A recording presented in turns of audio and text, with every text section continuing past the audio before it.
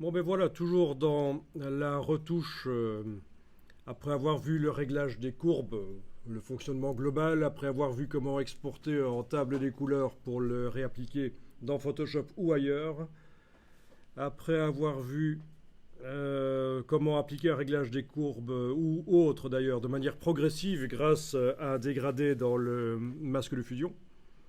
Mais on va continuer. Alors sur le serveur, je vous ai mis courbe en mode de fusion Lume. Vous pouvez prendre le dossier. N'ouvrez pas les images directement au départ de là, ça ennuierait tout le monde. Vous prenez le dossier, vous le rapatriez sur votre disque dur. Le dossier courbe en mode de fusion Lume, c'est dans le dossier Photoshop en 3 jours.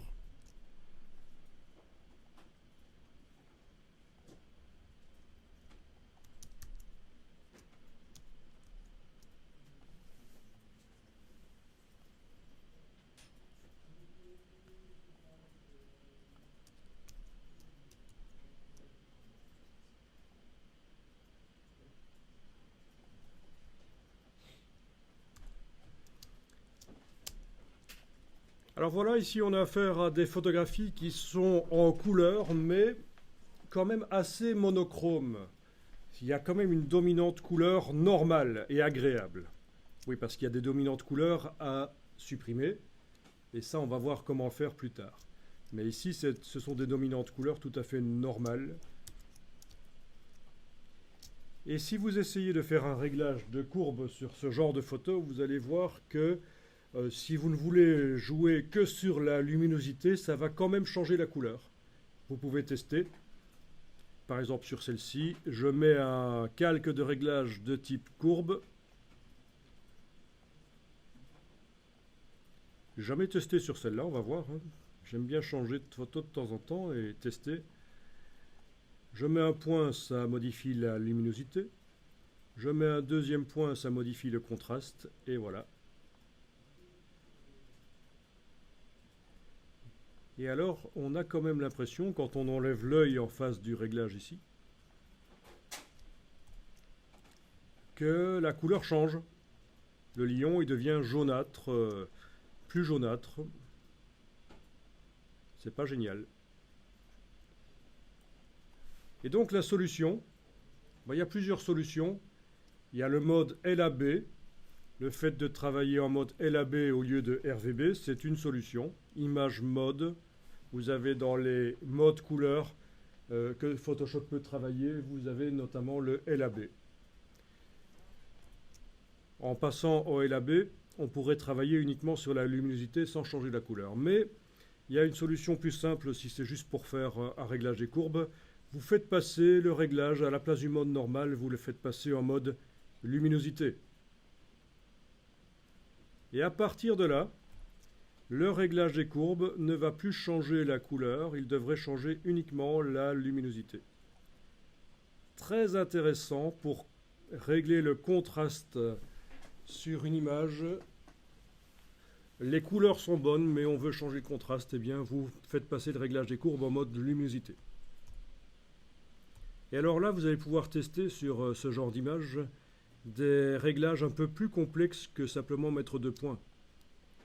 Si vous voulez, vous allez pouvoir ajouter des points supplémentaires et tester et vraiment constater que vous pouvez essayer de faire des ambiances, des réglages très fins.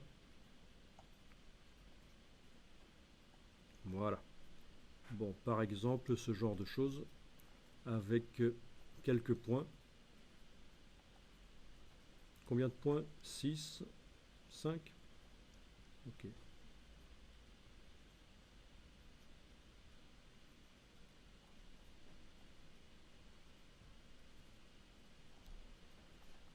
Ça change beaucoup de choses quand même, hein. Le fait de bouger un point peut changer beaucoup de choses, notamment ici au niveau de l'œil du lion. Si je bouge un point, je passe d'un résultat un peu cracra avec l'œil noir à un résultat où l'œil est plus clair.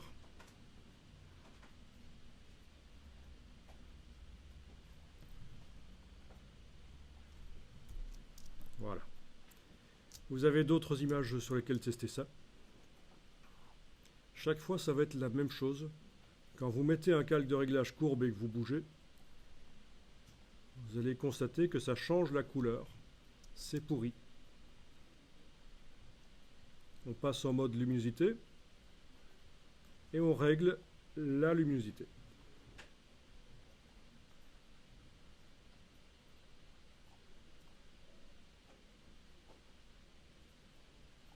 Voilà, par exemple ici, je décide, est-ce que les ombres doivent être dures ou douces?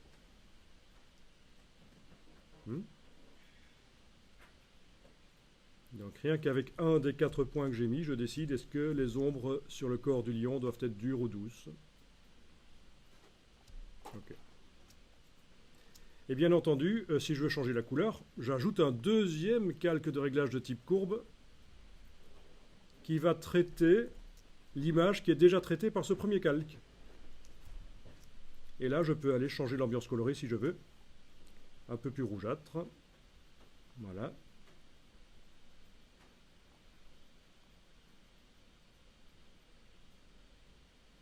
Un peu moins de vert pour donner vraiment une ambiance écrasante, de chaleur écrasante.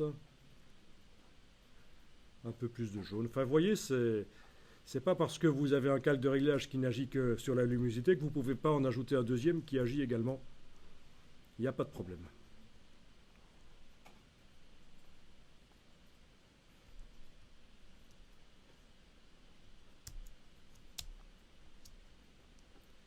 Alors, ici.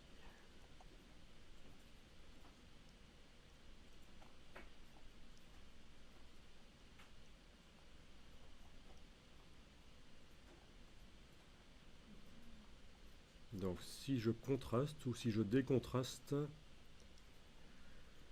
ok. Maintenant si je fais passer en mode luminosité, le bleu reste vif et j'arrive quand même à modifier le contraste.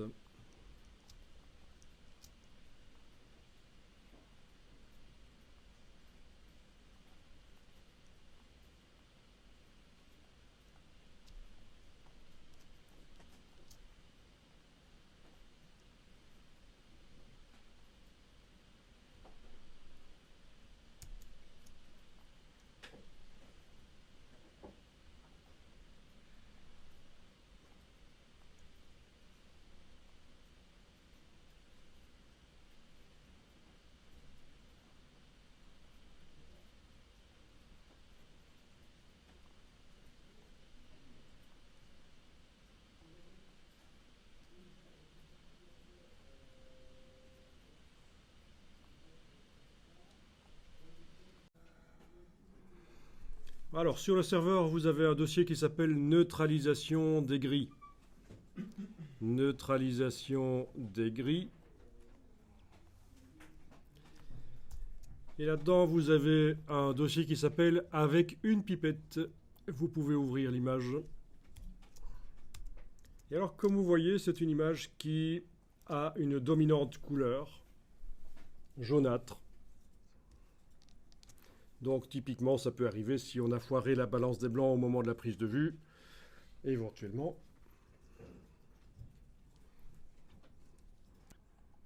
Alors l'idée, c'est qu'on va utiliser une pipette pour indiquer quelle est dans l'image une partie qui est grise dans la réalité. Donc vous avez certainement dans cette image certaines parties qui dans la réalité étaient grises.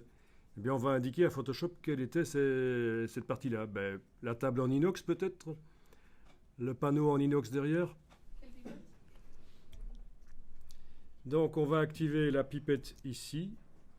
Dans un premier temps, pour pouvoir régler ceci.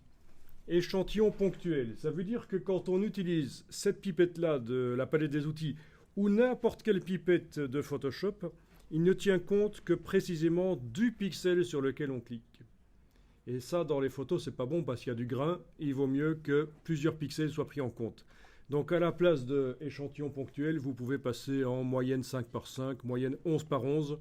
Comme ça, vous avez 25 pixels qui sont pris en compte ou plus de 100 pixels. Bon, Ça, c'est le réglage de toutes les pipettes de Photoshop. La quantité d'échantillons qui sont pris. Ensuite, on va réellement corriger la photo. Donc, dans la palette des calques, on va aller mettre un calque de réglage de type courbe par-dessus. Menu calque. Nouveau calque de réglage de type courbe. Dans le réglage, vous avez 3 pipettes. Une pipette noire pour régler les tons foncés, une pipette blanche pour régler les tons clairs, mais on ne va pas les utiliser ici. La plupart du temps, vous allez simplement utiliser la pipette du milieu et la pipette grise. Vous l'activez comme ça, la pipette grise, dans le réglage des courbes que vous venez d'ajouter, donc sous forme de calque de réglage. Et avec cette pipette grise, vous cliquez dans l'image sur une partie qui est censée être grise. Et qu'est-ce que ça vous fait? Ne me dites pas que ça vous fait du bien. Ça augmente, dans ce cas-ci, ça augmente la quantité de lumière bleue, ça diminue la quantité de lumière rouge et un tout petit peu la quantité de lumière verte. Mais pour d'autres images, pour d'autres dominantes couleurs, ça fera autre chose. Voilà. Et vous pouvez cliquer à différents endroits, différents gris, jusqu'à ce que vous obteniez l'ambiance colorée qui vous plaît. Parce que oui, ça corrige l'image, ça fait ce qu'on appelle la neutralisation des gris, c'est-à-dire que ce qui est censé être gris dans l'image devient réellement gris dans l'image. Mais vous pouvez avoir une ambiance quand même chaude ou une ambiance froide suivant là où vous cliquez. Donc ça vous a bougé les courbes. Façon de parler, n'y voyez rien de sexuel. Ça vous a bougé les courbes pour vous tout seul. Vous auriez très bien pu aller, et c'est encore possible de le faire, dans chacune des couches ici, bouger la courbe encore. Mais enfin, si vous avez beaucoup d'images à corriger, cette technique-là va vous permettre de les corriger toutes rapidement. Hein. Je peux, par cette technique de la pipette grise, corriger rapidement 200 images en 1 heure sans problème. Si vous essayez de cliquer sur quelque chose qui n'est pas censé être gris dans la réalité, ça devient complètement foireux. Logique, hein?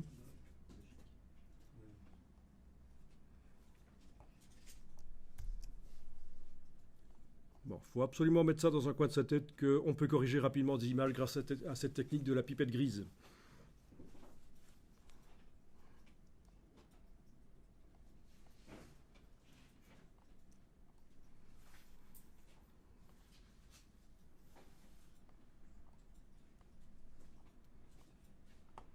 Alors, on ne sait jamais, ça peut arriver que vous trouviez que l'image originale n'était pas si mal que ça, et vous vous demandez, tiens, et si je mélangeais cette version corrigée avec la version originale, qu'est-ce que ça donnerait?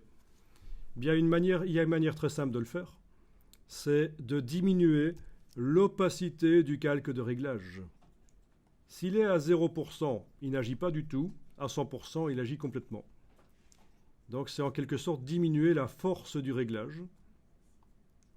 Et peut-être que vous allez trouver entre les deux donc une image qui vous plaît encore mieux. Donc très intéressant quand vous avez obtenu un réglage qui est pas mal, mais vous vous dites tiens, il serait peut-être un peu trop fort. Je vais aller le diminuer comme ça.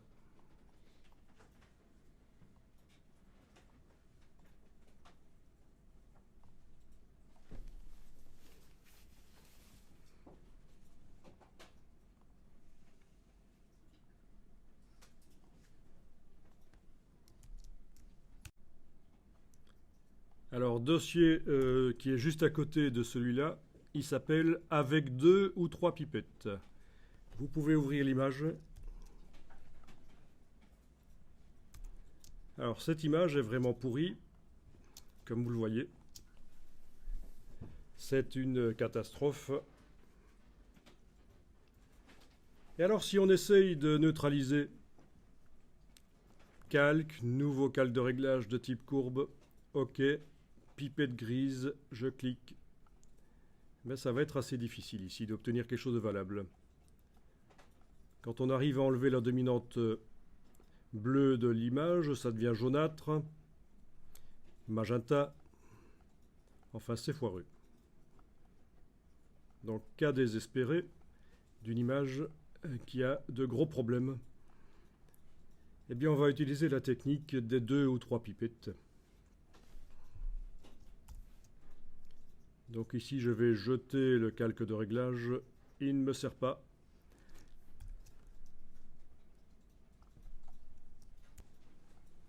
Donc pour que la technique ici et la précédente fonctionnent, je vous rappelle qu'il faut que dans ce qui est photographié, il y ait des choses qui sont censées être grises. Ça peut être du gravier sur le sol, ça peut être une montagne, ça peut être du métal qui est dans la scène, une cuillère, n'importe quoi. Mais en tout cas, il faut que dans ce qui est photographié, il y ait des choses qui sont censées être grises. Parce que c'est ce qui nous sert de référence pour régler les choses. Bien, alors ici, on va aller mettre 3 pipettes sous forme de cible. Vous avez derrière la pipette normale une pipette ici. C'est pas celle-là. C'est malin. 3e pipette. Outils et échantillonnage de couleurs. Voilà. Clic, clic, clic. Vous avez 3 échantillons. 1, 2, 3. Et vous allez les positionner à 3 endroits d'image. Bon, première pipette, je vais la mettre sur une partie qui, je pense, est censée être gris clair. Le mur, là. Deuxième pipette, je vais la mettre sur une partie qui est censée être gris moyen. Notamment l'ombre ici, sur le bord, là, voilà. Troisième pipette, sur une partie qui est censée être gris foncé, notamment les plaques ici, peut-être. Ou là, voilà. Donc on a 3 pipettes sur du gris clair, du gris moyen et du gris foncé.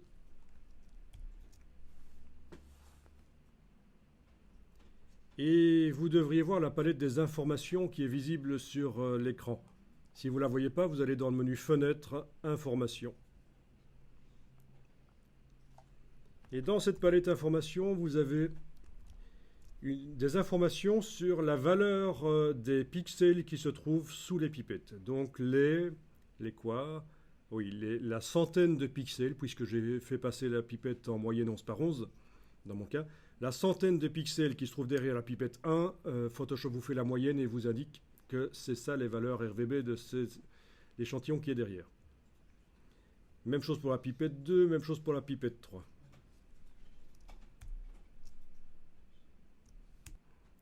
Et alors je vais mettre un calque de réglage de type niveau par-dessus l'image. Menu calque, nouveau calque de réglage de type niveau, OK. Et je ne vais pas du tout toucher au réglage ici. Le réglage qui agit sur les 3 couches d'un coup ensemble. Je vais jouer sur le réglage qui agit chaque fois sur une des couches. Donc je commence par la rouge. Alors voyons un peu ça. L'échantillon 1.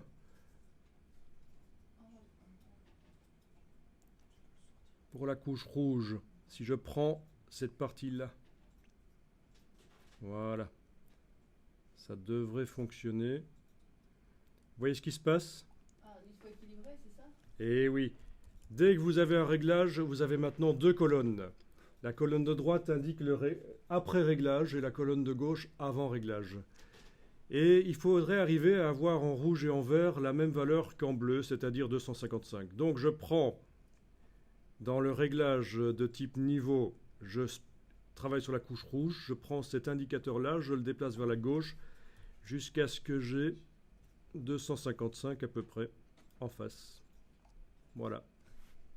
À peu près, il ne faut pas commencer à essayer d'avoir tip-top ça. Maintenant, je fais la même chose pour le vert qui est actuellement à 218. Couche verte. Je la déplace jusqu'à obtenir 255 à peu près. Voilà. Bon. Puis je vais faire la même chose pour l'échantillon numéro 3. Essayer d'équilibrer. Cette fois-ci avec les indicateurs de droite.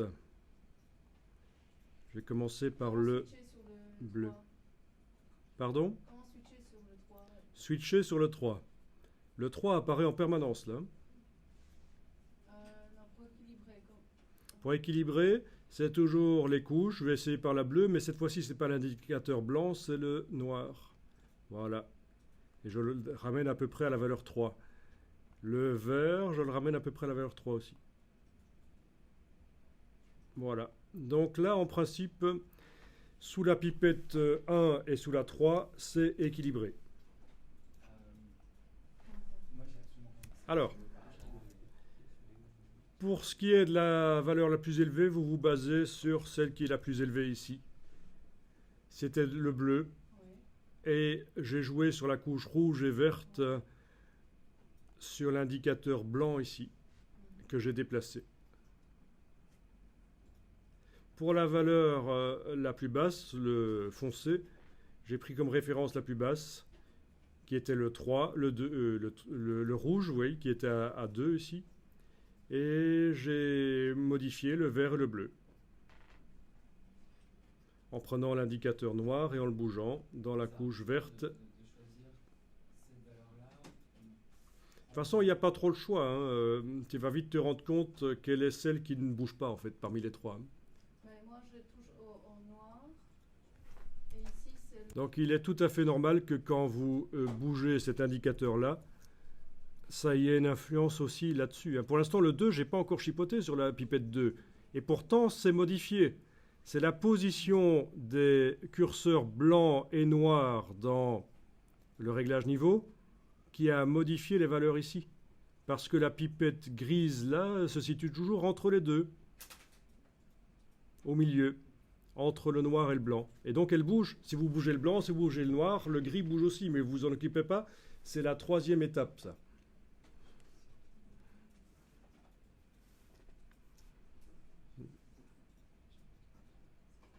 Alors, c'est un cas extrême. Avec d'autres images, ce sera plus facile, en fait. C'est vraiment le cas le plus extrême ici. Donc, ici, on voit très clairement que c'est la couche bleue sous la pipette 1, ce qui est censé être clair ici. C'est la couche bleue qui était la plus claire. J'ai joué sur l'indicateur blanc des couches rouges et vertes, de manière à ce que ça arrive à 255. Voilà, couche rouge et verte.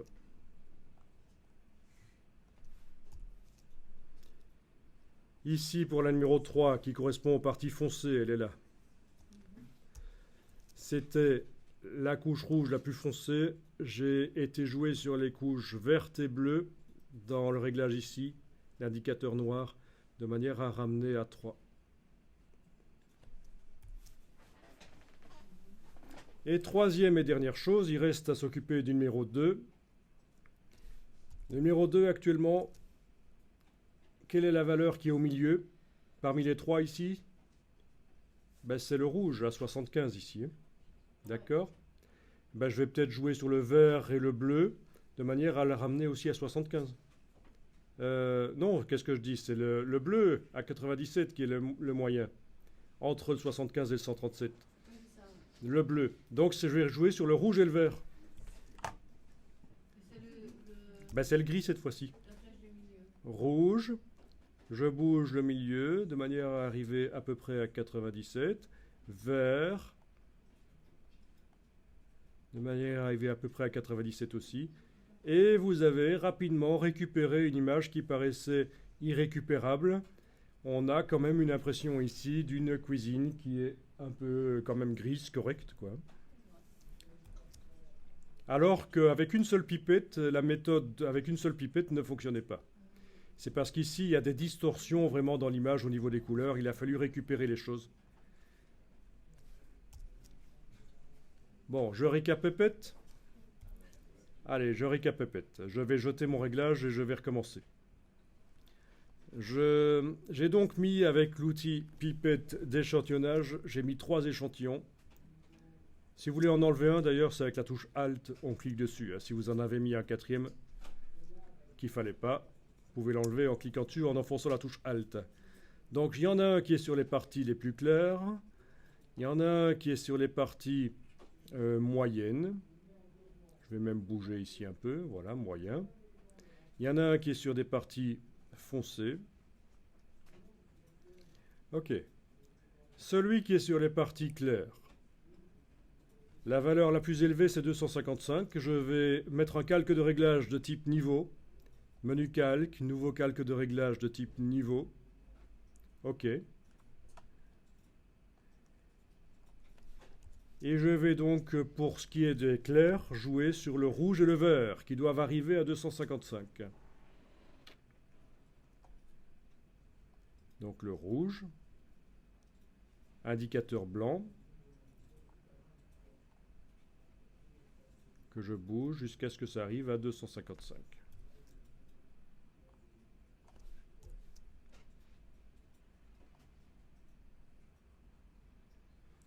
Donc en fait, on pourrait faire une retouche sur un écran en noir et blanc. On n'a pas vraiment besoin de voir les couleurs puisqu'on se sert ici des valeurs. Et figurez-vous que c'est comme ça qu'on faisait avant. Dans les années 80, on n'avait pas des bons écrans pour faire des retouches couleurs. Et quand on voulait faire des retouches, on le faisait en mesurant comme ça. Ok, j'ai 255 dans les trois maintenant. Après réglage, c'est 255 dans les trois. D'accord? J'ai joué sur le vert et sur le rouge, l'indicateur blanc. Maintenant, je m'occupe de l'indicateur 3, qui correspond au ton foncé. Chez moi, le plus bas, c'est 11, en rouge. Je vais donc jouer sur le vert et le bleu pour qu'ils arrivent à 11 aussi. Le vert. Je bouge ici. Jusqu'à ce qu'ils arrivent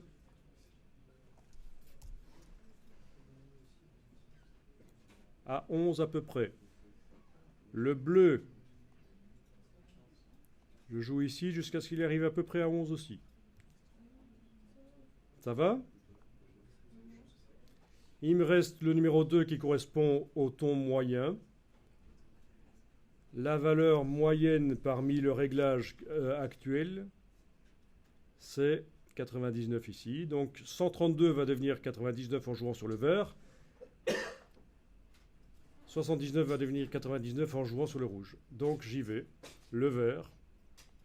Je joue sur l'indicateur gris jusqu'à ce que ça devienne à peu près 99.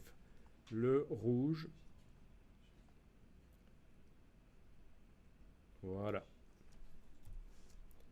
Bien sûr, ça ne fonctionne que si vous avez du vrai gris dans les photos. Mais ça arrive quand même assez souvent. Alors, ce qu'on peut faire aussi, c'est, au moment de la prise de vue, photographier une charte Greytag qui contient des gris. Donc, vous allez quand même faire la balance des blancs au moment de la prise de vue pour bien faire. Mais si vous voulez aller vraiment plus loin, si vous faites du pack shot, si ce que vous photographiez, les vraies couleurs doivent être reproduites le plus fidèlement possible, vous avez la possibilité au moment de la prise de vue d'utiliser des chartes de gris. Alors je vous montre. Parce qu'ici on a utilisé le gris de la cuisinière, mais il n'y a pas toujours du gris dans la vraie vie, donc il faut forcer. Il faut forcer.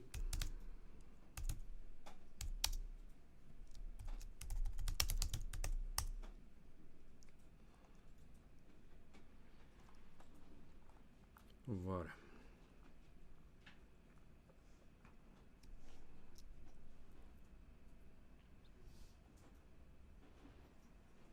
Vous utilisez ce genre de choses? Non? Donc le principe, c'est que si je dois faire la photo de cette petite fille dans cet environnement avec plein de végétation qui influence beaucoup le rendu des couleurs, je lui demande d'abord de tenir la charte en ne mettant pas ses doigts sur les échantillons. Sinon, elle n'aura pas sa crème glacée. Elle ne l'a pas eu, je rigole. Et je fais une première photo. Et puis, je reprends la charte délicatement pour qu'elle ne pleure pas. Et je fais la vraie photo. Et voilà. Et je me sers de la première photo pour trouver le réglage qui va corriger la deuxième. La vraie. comment neutraliser les dominantes couleurs dans les photos qu'on fait. Ce sont donc les chartes.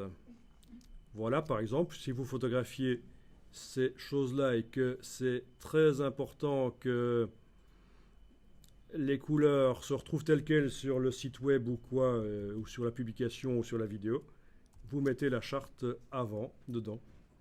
C'est une sécurité aussi. Vous avez utilisé un principe technique qui garantit que les couleurs sont vraiment celles-là. Donc au niveau correction couleur, ça va vous automatiser les choses en fait. Le fait d'utiliser simplement les gris pour vérifier que c'est bien neutre, ce sera suffisant. Bon, les autres échantillons peuvent être utilisés aussi pour faire un preset dans Lightroom, pour faire un réglage Lightroom qui va corriger aussi les couleurs.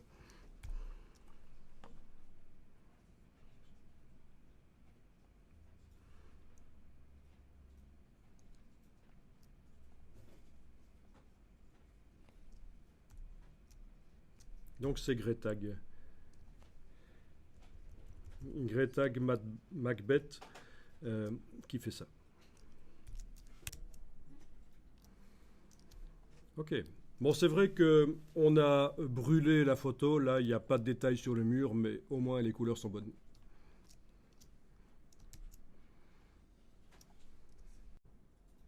Voilà, donc en fait ici, avec tout ce qu'on voit, vous devriez être plus à l'aise, même si on vous fournit des documents qui, au niveau des couleurs, sont un peu pourris. Vous n'aurez plus trop peur de les prendre et vous saurez comment attaquer en fait. On va parler ici d'un autre problème dans le dossier redéployer gamme dynamique que vous avez sur le serveur. Redéployer gamme dynamique. Alors on va commencer par des images grises, notamment celle qui s'appelle Aerial View. Voilà. Je n'ai jamais testé sur ces images, je les ai récupérées rapidement tout à l'heure, mais ça devrait marcher. Donc qu'est-ce qu'on remarque? On a clairement un problème de gamme dynamique dans cette image. C'est-à-dire que, comme toute image numérique, elle peut contenir des pixels noirs et blancs et toute la gamme qui est entre les deux. Mais on dirait qu'elle ne profite pas vraiment de la situation, elle n'utilise pas vraiment toutes les possibilités numériques, toutes les valeurs qu'elle pourrait prendre. Alors je vais mettre un calque de réglage de type niveau par-dessus. Et on va s'intéresser à l'histogramme qui est là. L'histogramme, qui apparaît quand on est en train de modifier le réglage niveau, donc, indique les quantités de pixels qui se trouvent dans l'image. Et on remarque que pour les pixels les plus blancs, il n'y en a pas vraiment dans l'image. Les pixels les plus sombres, il y en a, mais très très peu. Et donc je vais resserrer ça. Je vais prendre l'indicateur blanc et indiquer que les informations qui actuellement sont gris clair, comme ça, c'est comme ça qu'il faut regarder, les informations qui sont là, les petites piques qui sont actuellement gris clair, vont devenir blancs. Ensuite, je vais déplacer cet indicateur-là et je vais dire que les informations qui sont actuellement gris foncé vont devenir noires. Voilà. Je coche et je décoche la case en face du réglage. Et on voit qu'on a déjà réglé un petit problème. C'est vrai qu'on perd du détail dans les arbres, par exemple. Et dans les parties foncées, on perd du détail. Bon, peut-être que je ne suis pas obligé d'aller mettre l'indicateur noir aussi à droite que ça. Voilà.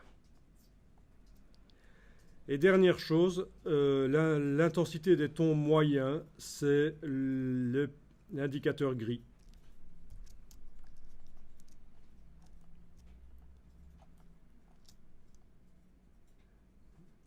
Voilà. Alors, c'est pas génial, ça reste une vieille image. Et la ligne en bas?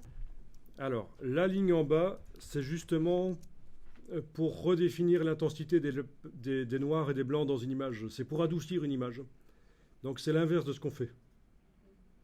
Donc ici, on ne va pas le faire, mais c'est vrai que si vous avez une image qui est un peu dure, vous allez pouvoir faire en sorte que le blanc soit gris clair et que le noir soit gris foncé.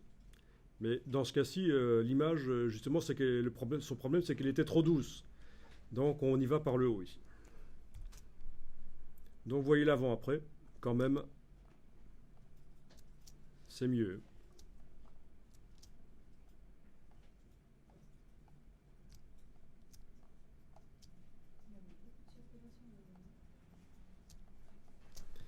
Alors,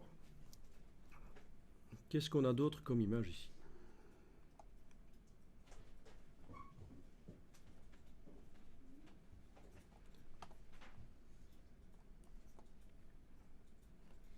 On en a trois qui sont des images noir et blanc, qui ont des problèmes similaires. Maintenant, elles ont été scannées en couleur, mais vous pouvez très bien enlever la couleur en faisant image, mode, niveau de gris. Bon, petite astuce pour que l'image grise soit de meilleure qualité, je fais image mode 16 bits par couche, puis image mode niveau de gris. OK, supprimé. Donc image mode 16 bits par couche, puis image mode niveau de gris. Comme ça, j'obtiens une image niveau de gris avec 32 000 niveaux de niveau de gris au lieu de 256. Il y a plus de matière à travailler. Ce qu'on vient de voir, c'est la notion de profondeur de pixels.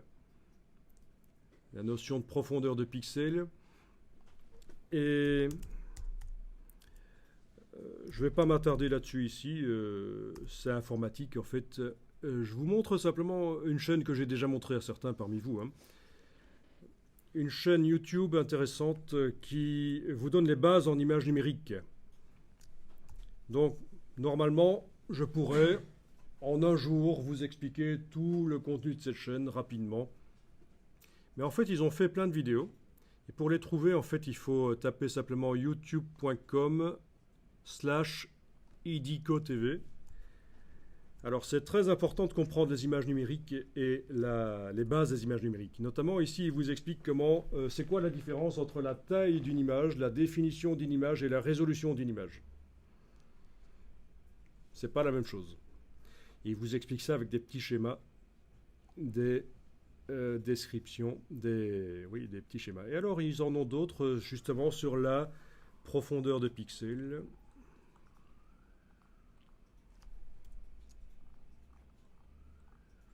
C'est chaque fois des petites séquences de 3 minutes.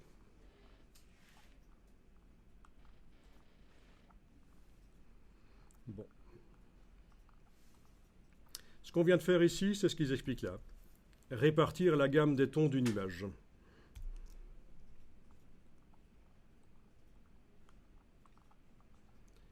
Bon, profondeur, ça doit être là-dessus. Ok, profondeur de l'image, la couleur du pixel. Oui. Profondeur du pixel. Bon, ben voilà, je vous invite, si vous pensez que vous avez des manques au niveau des bases des images numériques, ben vous regardez les petites vidéos qu'ils ont créées.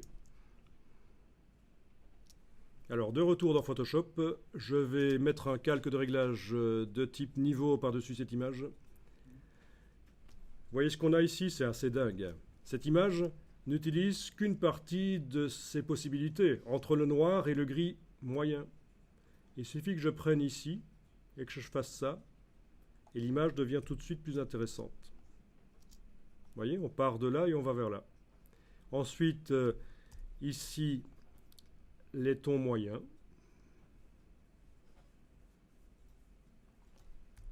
Voilà.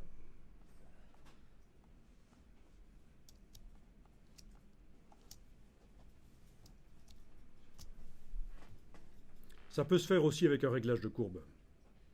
Mais c'est plus simple à comprendre avec le réglage niveau.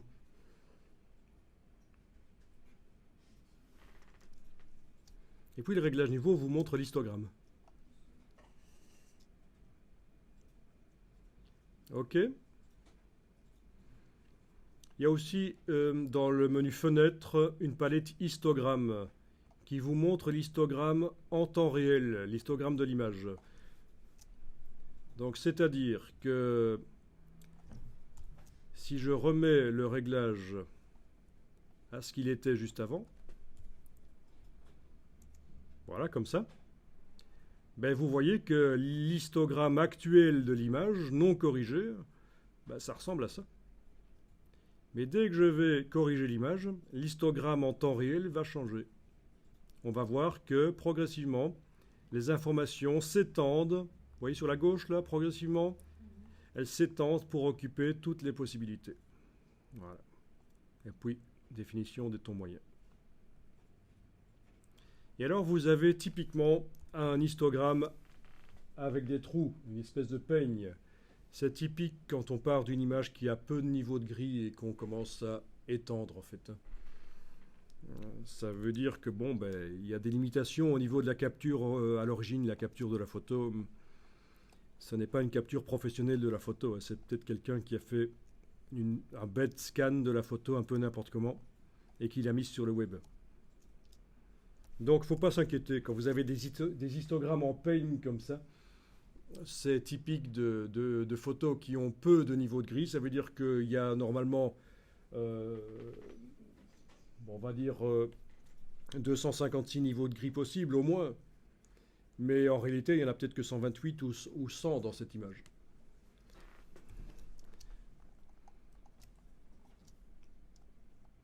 Bien, ok. Autre image. Voilà. Ok, elle est en PNG et mon Mac est prévu pour ouvrir le PNG dans le logiciel aperçu. Bon, c'est pas grave, je vais demander sur le Mac de lire les informations sur cette image, indiquer que les images PNG doivent être ouvertes avec Photoshop CC 2014. Hein? Photoshop CC 2014, on a dit. Voilà, je modifie tout modifié. Donc, tous les documents PNG désormais vont s'ouvrir avec Photoshop quand je double-clique sur eux. Bon, vous connaissiez sans doute l'astuce. Hein? C'est lire les informations, hein, commande I sur un fichier, indiquer avec quoi on veut l'ouvrir, et ensuite dire qu'on veut que toutes les images similaires, même extension, s'ouvrent avec Photoshop CC 2014. Vous avez la même chose sur Windows, présenté un peu différemment bien entendu, mais le principe est le même. C'est ce qu'on appelle le réglage du logiciel créateur. Ok. Vous savez tous, évidemment, quand vous voyez ce genre d'image, pourquoi il y en a deux. C'est des images en relief, en fait. Hein. C'était assez à la mode au début de la photographie, vers 1860 à peu près. Des images en relief. Ça doit être un vieux truc à peu près de cette époque-là. Donc, image mode 16 bits par couche, image mode niveau de gris, calque, nouveau calque de réglage de type niveau, OK, et englober l'histogramme, modifier l'intensité des gris moyens, et voilà.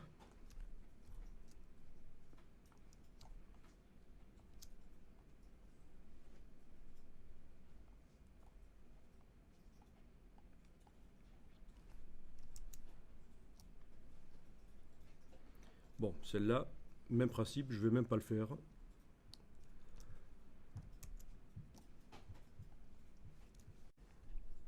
Alors, on a 3 images couleurs. J'essaye sur les images en couleur. Je n'ai jamais essayé sur celle-là. Celle-là, j'ai déjà travaillé, mais d'une manière différente, en fait. Sur la projection, elle est pas mal, mais en vrai, elle n'est pas si géniale que ça. Alors, calque, nouveau calque de réglage de type niveau. Alors, le principe, c'est que je vais faire la même chose, sauf que je le fais sur une image couleur. Et une image couleur, c'est quoi? Ce n'est jamais que 3 images grises qui sont mises ensemble pour faire une image couleur. Les couches, dans la palette des couches, on peut les coloriser, les voir en couleur, je veux dire. On Parce qu'en fait, c'est réellement de la lumière rouge, verte et bleue qui se mélange pour faire l'image en couleur. Donc, dans les préférences de Photoshop, vous avez une option qui s'appelle couche en couleur.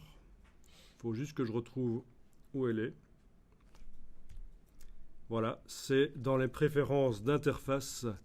Vous avez affiché les couches en couleur.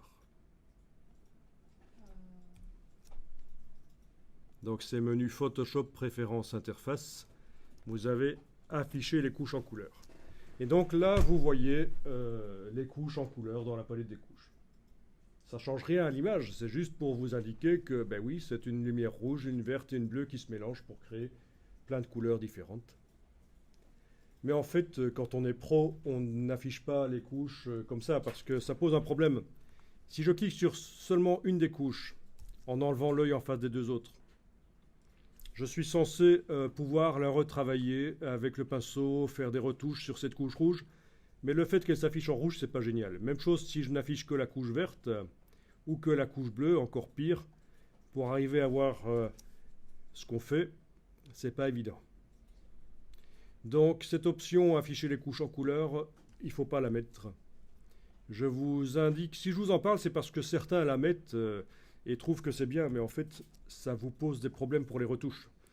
Donc on décoche afficher les couches en couleur. On les visualise en noir et blanc, ce qui va me permettre par exemple d'aller travailler sur la couche bleue et je la vois comme une image grise. La couche verte, la couche rouge, voilà.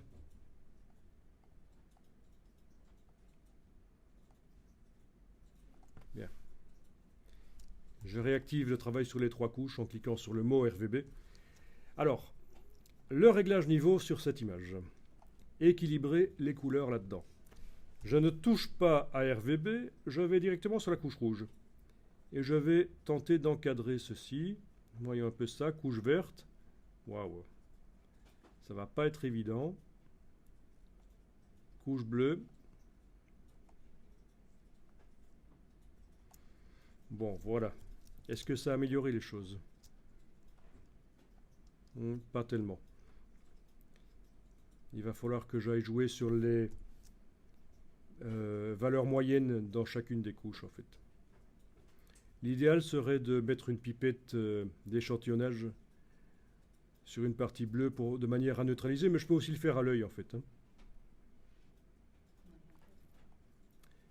Donc dans ce cas-ci, le résultat n'est pas génial si on ne se contente de jouer sur les extrêmes. Il faut aller sur chacune des couches aussi manuellement, à l'œil, bouger les quantités de lumière rouge, verte et bleue. Et là, oui, quand même, ça améliore les choses.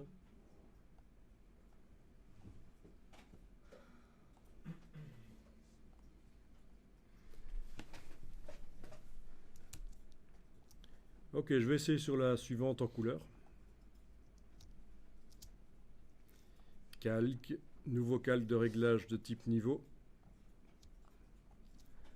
Couche rouge. Ah ben oui, là ça va marcher. On voit clairement qu'il y a un problème technique dans cette image. Il n'y a pas de raison que la lumière rouge, il n'y ait pas de lumière rouge foncée dans cette image. Donc je bouge ici. Voilà. Couche verte.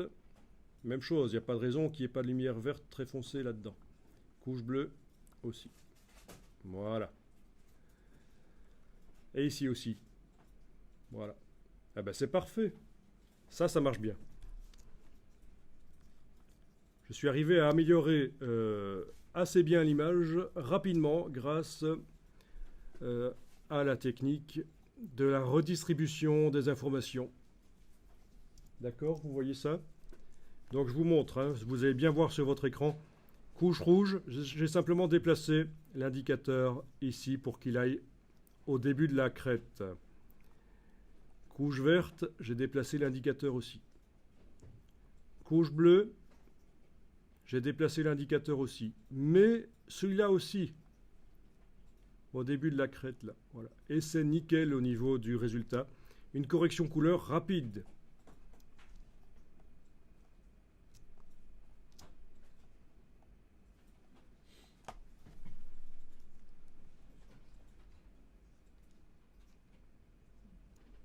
La troisième ici, qui est une photo de nuit. Je n'ai jamais essayé sur cette photo, pourquoi pas. Ça m'intrigue. Couche rouge. Couche verte et bleue. Ah oui. Allez, couche bleue, on va essayer d'aller plutôt vers là. Couche verte plutôt vers là. Rouge.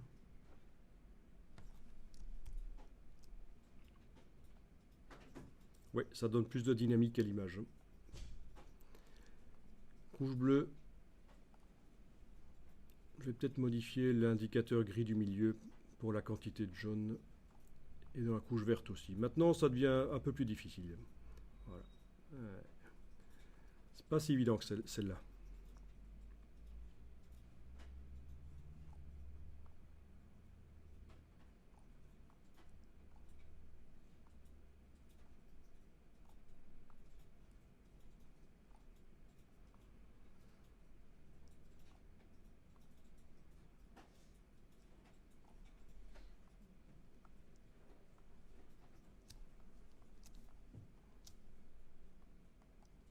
Ça nécessiterait d'autres calques de réglage pour neutraliser le côté jaunâtre en fait. Calque teint de saturation ciblé sur le jaune. Donc cette image-là, on oublie. C'est pas vraiment un problème technique dû à la gomme argentique. C'est un problème à la prise de vue. C'est l'éclairage de nuit évidemment qui a influencé tout.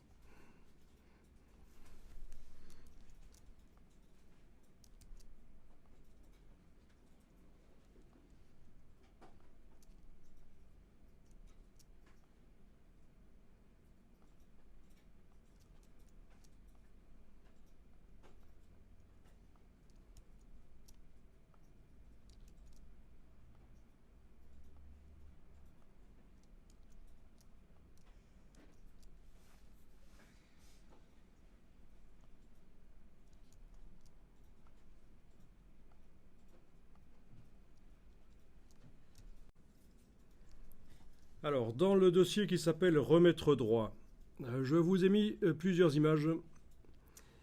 Et ces images, on pourrait leur donner un look plus professionnel assez rapidement en faisant en sorte que ce qui est censé être vertical dans la photo soit vraiment vertical.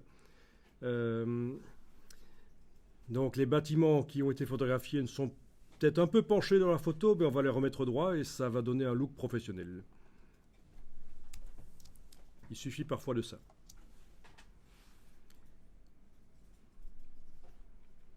Donc, par exemple, cette photo-ci, je vais demander d'afficher la grille par-dessus. Menu affichage, afficher, grille. Ça va m'aider à voir le vertical. Alors, au niveau de la grille, je vais aller changer le pas parce que là, ça recouvre tout et on n'y voit plus grand-chose. Menu Photoshop, préférences, repère, grille et tranche. Donc, première chose que j'ai fait, affichage, afficher, grille. Ensuite, je vais dans Photoshop, préférences, repère, grille et tranche. OK. Et alors là, par exemple, je peux indiquer que je veux une grille d'un pas de 100 pixels, subdivision 1. Voyons ce que ça donne. Ben voilà, ça me fait une grille comme ça, 100 pixels. Tous les 100 pixels, j'ai une ligne. Donc c'est dans Photoshop Préférences, Repères, grille et tranche. J'ai indiqué pixels 100 pixels de pas et une subdivision. Voilà. Alors là, vous voyez clairement qu'il y a des problèmes. Les bâtiments ne sont pas verticaux dans la photo. Eh bien, on va remettre ça rapidement droit. Dans la palette des calques, vous allez double-cliquer sur le calque d'arrière-plan de manière à le libérer. Sinon, on ne pourra pas faire de transformation manuelle sur lui. C'est donc double-clic sur le calque d'arrière-plan. Je clique sur OK. Il s'appelle maintenant calque 0. Je fais édition, transformation manuelle. édition transformation manuelle, donc c'est commande T sur le clavier, le raccourci. Et puis j'enfonce la touche commande du Mac et je prends la poignée du haut ici. Et vous voyez, ça me permet de tordre l'image. Il faut que je torde, que je fasse sortir de manière à ce que le bâtiment soit vertical en fait. Voilà. Ah, ça cale. On sent que ça cale, on n'arrive pas à mettre comme on veut. Vous allez donc devoir désactiver le magnétisme. Dans le menu affichage, vous avez magnétisme. Vous pouvez le désactiver. Dans le menu affichage, si vous désactivez le magnétisme avec la touche commande, vous allez pouvoir positionner plus facilement. Ça va plus caler. Même chose de l'autre côté donc. Ah, il va falloir prendre celle-ci alors.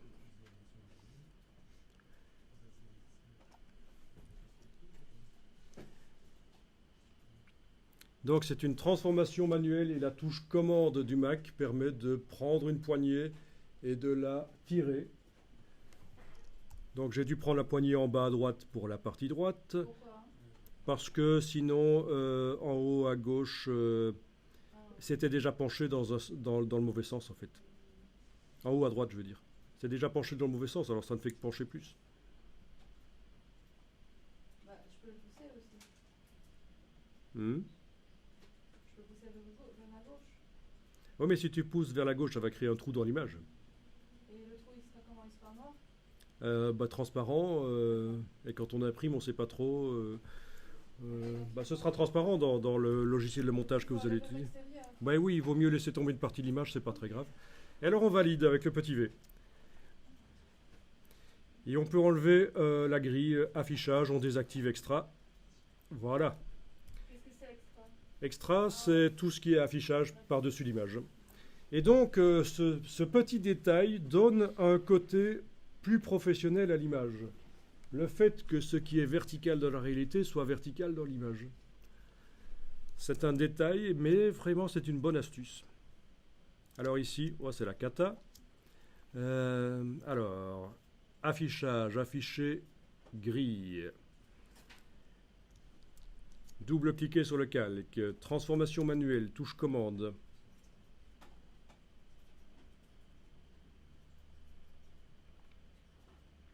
Voilà. Les poteaux sont courbes, c'est normal, ils sont penchés. Chez moi, il ne veut pas afficher gris. Il ne veut pas afficher gris. Est-ce que tu ne serais pas déjà en transformation manuelle par hasard? Ah oui, il faut revenir. Ouais, il faut sortir la transformation manuelle peut-être, quoique. C'était où? Non, normalement ça doit marcher. Affichage, afficher, grille. Ouais. Voilà, je valide avec le petit V, je peux enlever la grille avec affichage extra. Et voilà. Bon. Il y a de la distorsion dans cette image, ça c'est clair. Et alors,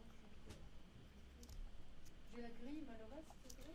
Donc, affichage, afficher, grille. Oui. Ensuite, double-cliquer sur le calque pour le déverrouiller. Ensuite, transformation manuelle, édition transformation manuelle et touche commande pour tordre l'image.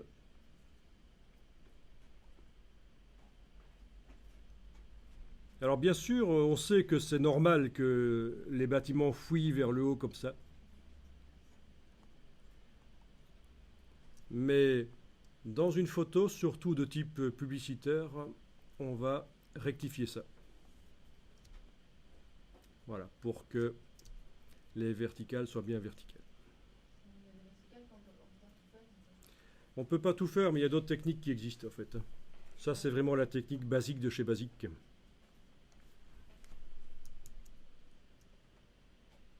Donc on se base quoi sur le bâtiment ou par exemple dans la photo avec les poteaux là? Oui, parce qu'il y a des poteaux qui sont penchés en fait. Hein. Les poteaux penchés, ça, c'est pas la référence à prendre.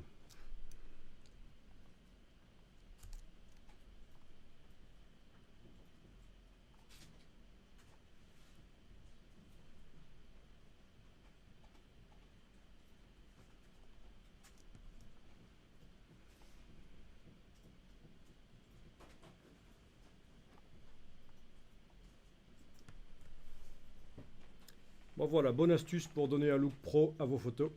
On est dans le domaine du ressenti ici. Hein.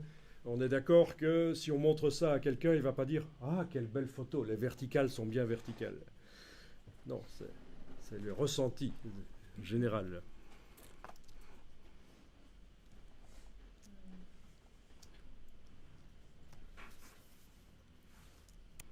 Alors, il y en a certains parmi vous qui le savent et d'autres pas. Au moment de la prise de vue, on peut corriger cette perspective avec un objectif à décentrement. Mais c'est réservé aux photographes professionnels spécialisés dans la photographie d'architecture. C'est-à-dire, c'est un objectif spécial qui pivote de manière à tordre en quelque sorte la lumière et corriger les perspectives.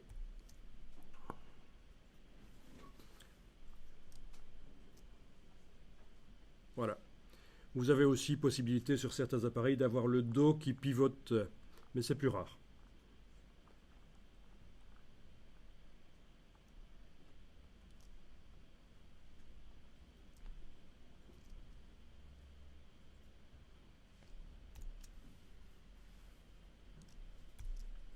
Mais donc, bon, si vous n'êtes pas un pro de la photo d'architecture, vous avez la possibilité de le faire dans Photoshop, dans une certaine mesure.